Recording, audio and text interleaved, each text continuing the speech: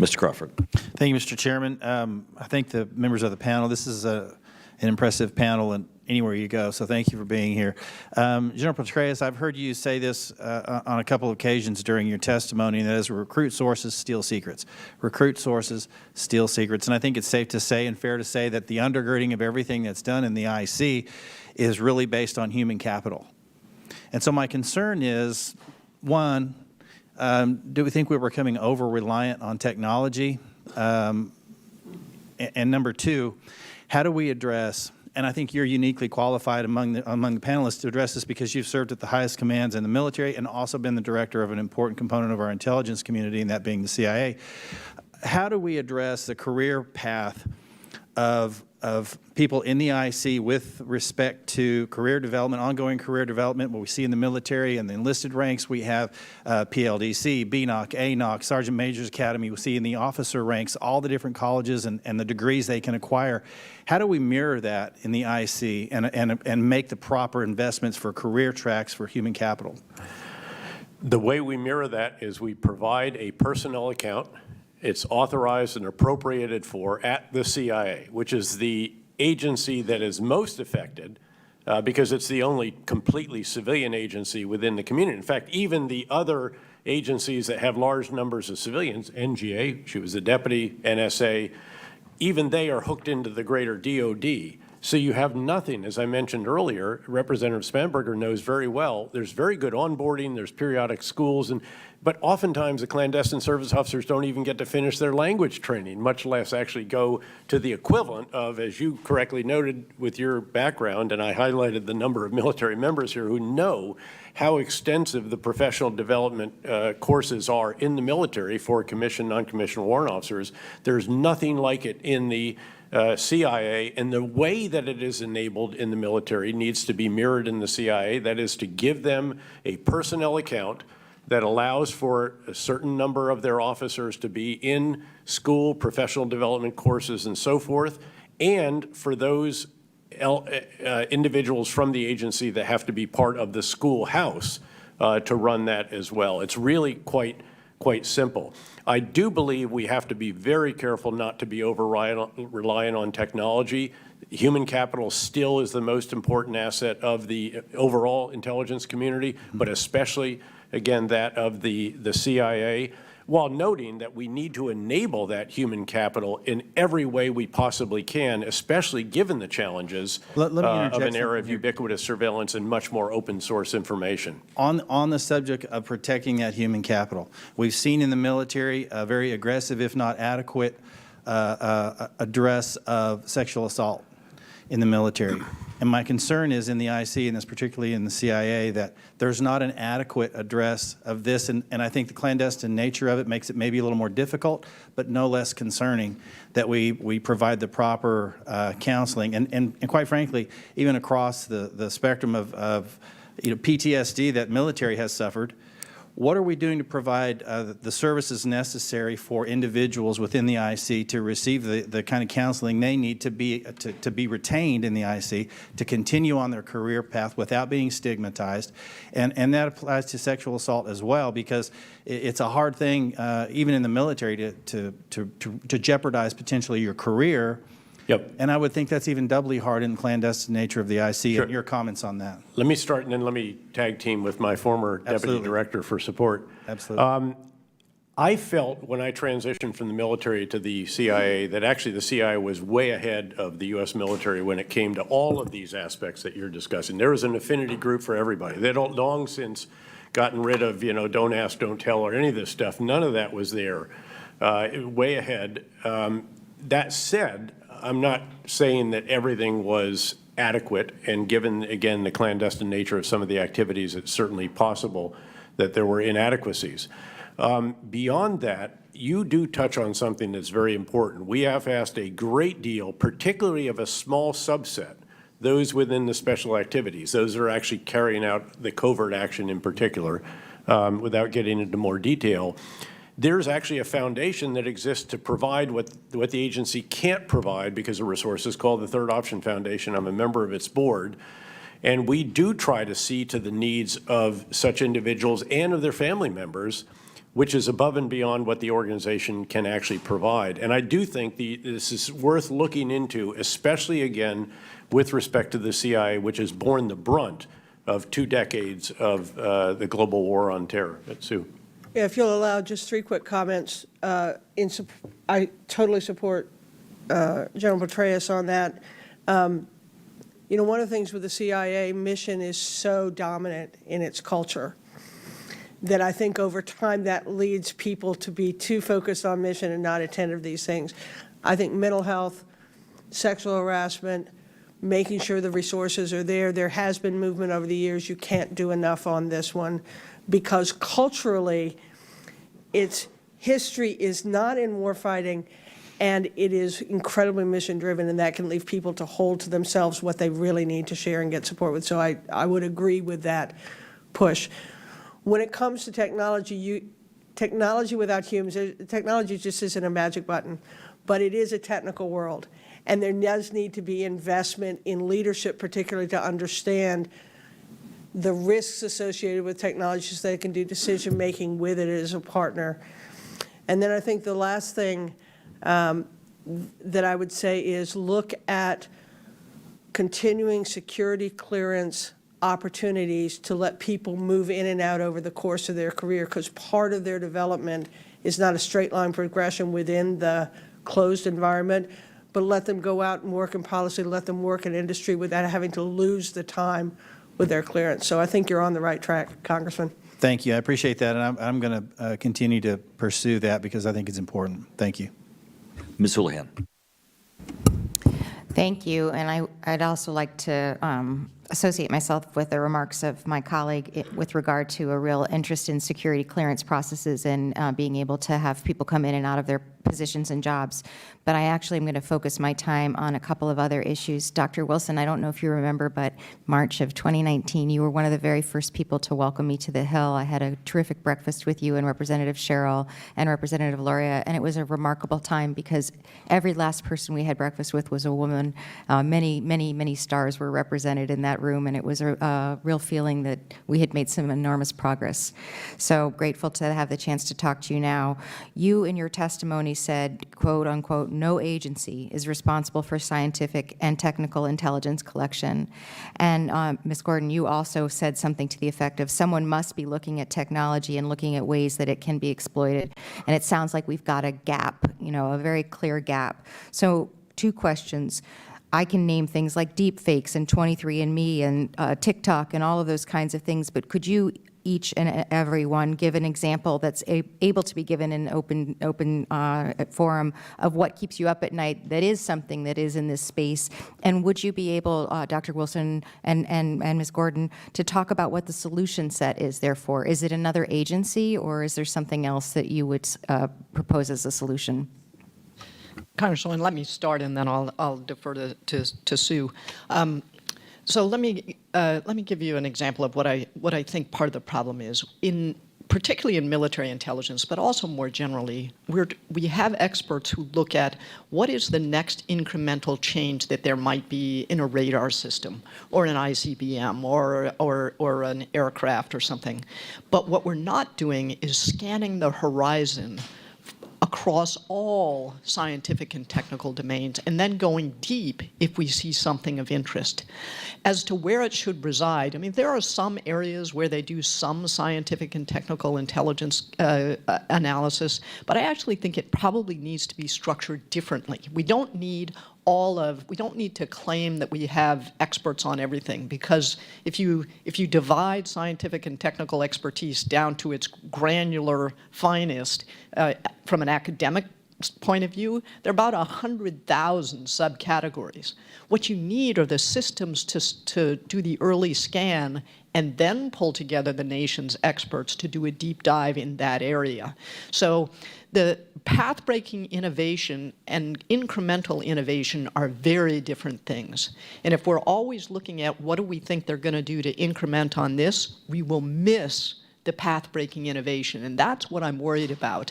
And I think we have to worry about it now more than ever. As to where it sits, it doesn't really matter to me. If we do this well, it'll be able to draw on the expertise in the defense industrial base, in the academic space, from the military, from the civilian analytical community, and swarm problems and then disperse again. It's such a good question, and thank you for asking it.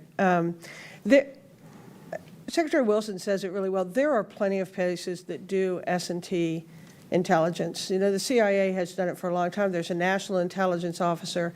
I think where the gap that I see is it tends to be an absolutist view of what our foreign adversaries and competitors are doing rather than putting that in action with the things that we're trying to do, right? It's almost an artifact of intelligence trying to maintain its independence, that it simply wants to assess it for what it is. And I think this is an interesting moment across the board where we can't be afraid of looking at intelligence in terms of being relevant to the policies we're making, even though it's not colored by it. And technology is one of those. We have to know what we're trying to achieve when you take those areas. I think there are lots of solutions to it. Secretary Wilson mentioned open source data can really help. Focus on it. This does not have to be classified work. It can be in combination.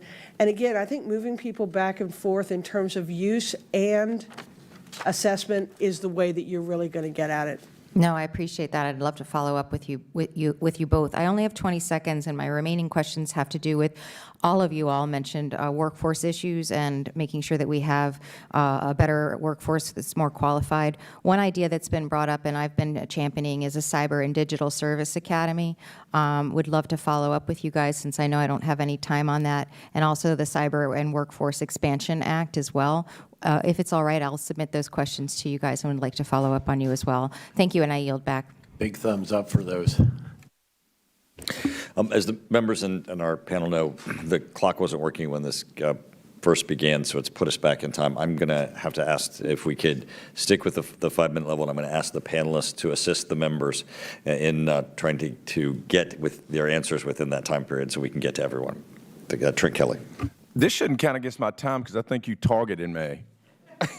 No, Secretary Wilson, this is kind of for you because you've been on both sides of, you've been both in administrations and you've also been in the House of Representatives on this committee. And one of the things that's most frustrating to me right now is the FBI, and it kind of deals across this, but like right now there's current things that our Senate and House oversight need to know, but DOJ is saying, well, it's a current ongoing investigation. That is an internal memo. That is not a statute. That is not a law. That is an internal memo which prevents us from getting that. Personally, it matters to me. I was on the receiving end of an assassination attempt at the baseball shooting in 2017, and the FBI still has that categorized as under investigation even though the assassin is dead. So what do we need to do in the House of Representatives, Secretary? And I want to use just 2.5 minutes. What do we need to do to make sure that DOJ, listen, we're not spying, but there's things we need to know. And we're a very select group of people on the Senate and House Intelligence Committees that when we have a need to know, it's not that they don't want us to know, it's that we have a need to know. And how do we broach that, Secretary? Very good question and a difficult one, but my advice to you would be to focus on the rules and the process as opposed to the specific case. And get the processes right. Get the tension between the branches or oversight right. And as I mentioned, I'm not sure whether you were here in my opening statement, but I actually am concerned about FBI law enforcement information that is passed to other agencies, and agencies have a lot of power, and it's not just where you stand in line at TSA at the airport. It's whether you have a security clearance, whether you can work for a company that does contracting for the federal government, a whole lot of things that they can affect your life and your livelihood. And I don't think that from my perspective, there is adequate oversight and review of pre-prosecution law enforcement gathered data. And I think this is the committee that needs to do that. And you know, perception's reality. And right now, we have a huge perception problem with the American public that they don't trust agencies to be doing the right thing. And we've got to work on that. And that is a joint problem. That is, they also don't trust the House of Representatives or anything else. So we've got to work on that. General Petraeus, or director, or whatever I should call you. You've got so many titles. But I want to talk a little bit about, in the military, we lost a lot of time in fighting an insurgency type of war, and we lost our focus on near-peer competition. We also, the reason we're the greatest military in the world is because of the jointness in our ability to fight Air Force, Marines, Navy, Coast Guard, all those pieces and parts.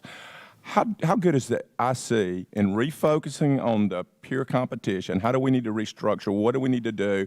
And are they as good as jointness, the NSA working with the IC, working with DOD, and all those three-letter agencies working together? I think the equivalent of jointness actually in the intelligence community outside the United States is exceptional, because everyone works for the station chief, who is also the DNI rep. And you have unity of command, if you will, purpose, effort, and so forth. The challenge traditionally, and actually even pre-9/11, I was overseas, deployed, and I had both a U.S. hat that was essentially clandestine, if you will, and we all worked really well together. Obviously, back in the States, pre-9/11, that level of coordination was not adequate. Obviously, we failed to detect and prevent the 9/11 attacks. The intelligence reforms have sought to remedy that. I think they have done a good job. By the way, I'm one who believes in the intelligence reform, although as I mentioned in my opening statement, I think we've got to look at the unnecessary duplication and layering that has been created in the expansion of certain headquarters. And that's where I think you need to focus. I think overseas, again, the jointness is quite exemplary. And I also think that the community writ large, especially the CIA, and again, that's who's heading these overseas stations, and to whom everyone works, including, by the way, the FBI, if they're doing any kind of overseas activity, just in the same way that CIA stations, we all know they exist in the United States, they report through or coordinate with the FBI special agent in charge of a particular municipality or region when it comes to certain functions as well. I think the transition is ongoing. I think that Director Burns in particular has made a number of very good changes, but I think it's worth having him in to explain what it is that he is doing in particular, and then, judge whether or not there are some areas in which he might need more resources to enable further such of those activities. Ms. Plaskett, thank you. Ms. Plaskett. Thank you very much. It's a pleasure to be here and to receive this information from you all. I have a number of questions, so I'm going to try and move rather quickly. Dr. Wilson, you talked, and I thought it was fascinating, about the complexity of the challenges related to information and the volume of information that's out there, particularly because of social media. I was wondering if you, as well as Ms. Gordon, could discuss how AI could be utilized to support the culling and disaggregating this kind of information so that it could be brought to the top and utilized for intelligence purposes. And do we have enough funding and support for that? It's a fantastic question, and I think it's a particularly timely one. I'm sure some of you over Christmas played with ChatGPT, and but think about that today. And then there was an article out about the other companies that are going to be competing in that space earlier this week in the Wall Street Journal. But play with that today and think a year from now it'll be 10, 20, 100 times more powerful. How can we use that tool to enable deeper understanding while also recognizing that it can make mistakes? How do we protect from the mistakes it might make? How do we allow our analysts and put into our systems ways to, instead of giving you a whole sheet of possible answers, to start to get deeper into what the possible answers might be. So it's another tool. It's like when you first, you're too young, but I was in college when they came out with the TI-53 calculator. It was a new tool. This is a new tool. How do we integrate it, train with it, use it to our advantage, because our adversaries certainly will be. And before turning it over to Sue, there's one other piece, which is how do we think about how our adversaries will use this and how we can create doubt in their minds that they might not completely understand. And so there's huge challenges here. Sue. Just two quick things, because you said you had a lot of questions. Number one, for the national security community, for lots of reasons, investing in AI assurance to make sure that it can be trusted, that we understand it, is disproportionately important for free and open society, so that's a really good area.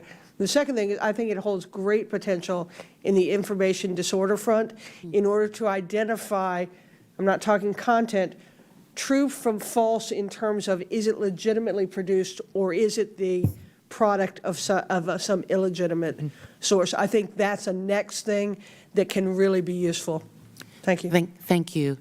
General Petraeus, you discuss as possible challenges that are facing the intelligence community. One of those is an interest that I have, a very deep interest in, is failed and failing states. I think that in particular in areas of Africa, as well as in the Caribbean, as we look at Haiti, we are seeing failed states being created.